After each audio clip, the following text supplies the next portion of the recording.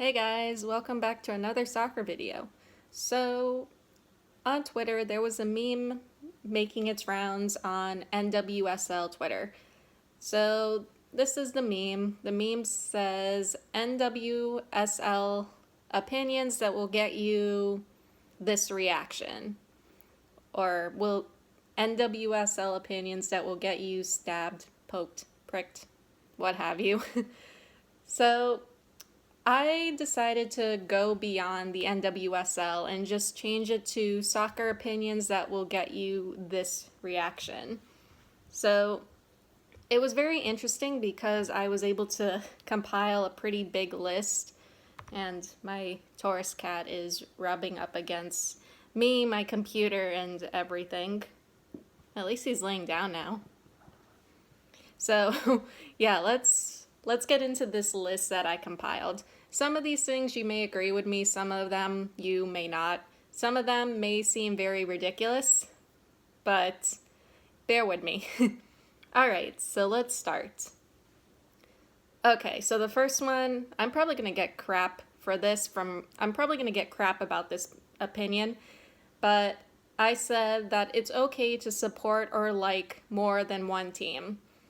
And there's a story behind this. Back when I was a young soccer or football fan, very serious fans or soccer purists or football purists said that you can only support one team.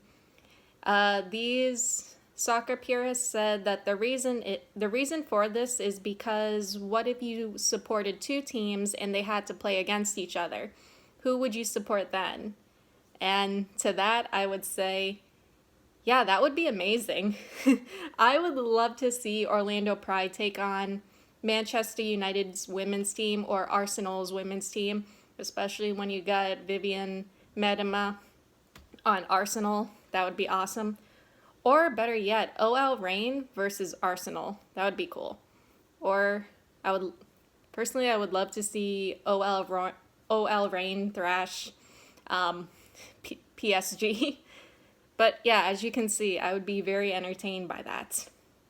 So my next point is you can follow and support whatever team/club you want or feel close to.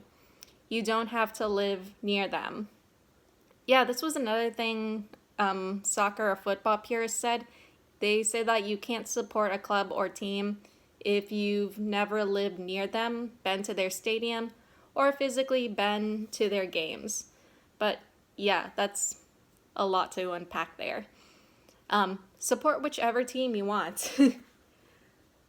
And then there's this one I've heard from soccer purists or really over the top fans. You don't need to inherit a team in order to be a fan. So this is another thing I've heard. They said that you can only support a team if it's been passed down to you by family. Your great-grandfather, for example, was a Bayern Munich fan, and his son was a Bayern Munich fan, and his daughter was a Bayern Munich fan. So that means you're now a Bayern Munich fan. And yes, that does happen and is common throughout Europe, but you don't need to inherit a team in order to be a fan. So, however, if you were like from a family of Man United fans and one day you came out as a Liverpool fan, I feel like that could cause I feel like you would get some interesting looks. I don't know. Does anyone here support the biggest rival team of your family's team? Let me know in the comments. All right, let's keep going.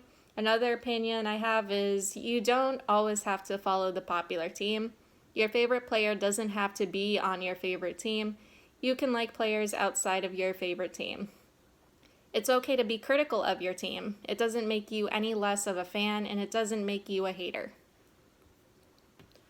It's okay to call out or be critical of your favorite player when they mess up or if they say or do something wrong. Just because a team is stacked with all the best players from around the world doesn't mean they're going to play well all the time. I'm looking at you, OL Reign and Orlando Pride. Just because a player doesn't make the national team doesn't make them any less of a good player/athlete. And this doesn't just apply to the US women's national team, this can apply to the Brazilian national team, France's national team, the Netherlands national team, Great Britain's national team. An example of this is, well, Jordan Nobbs, an Arsenal player. She played on Great Britain's women's national team for a fairly long time, but she didn't make the national team for England this time around. Still, she is an amazing player. All right, moving on. Margaret Pierce should have been selected for the Tokyo Olympics. Own goals are a fact of life. Isn't that right, OL Reign? Team chemistry is very important and often overlooked. You can tell when a team has good chemistry, and you can tell when a team has bad chemistry. If you want to see a national team with good chemistry, I recommend the Netherlands women's national team. Players can have bad days, coaches can have bad days, teams as a whole can have bad days. Next one.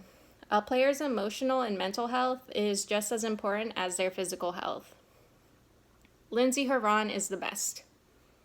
Coaches may not click with certain teams and players. Players and teams may not click with certain coaches. Also, players may not click with certain teams. Sometimes the coach is the problem. Sometimes the player/players are the problem. Sometimes the team as a whole is a problem. Sometimes the owner/owners are the problem. Players need some time to adjust to a new team. Coaches need some time to adjust to a new team. And again, this can take time. Kansas City needs a new coach.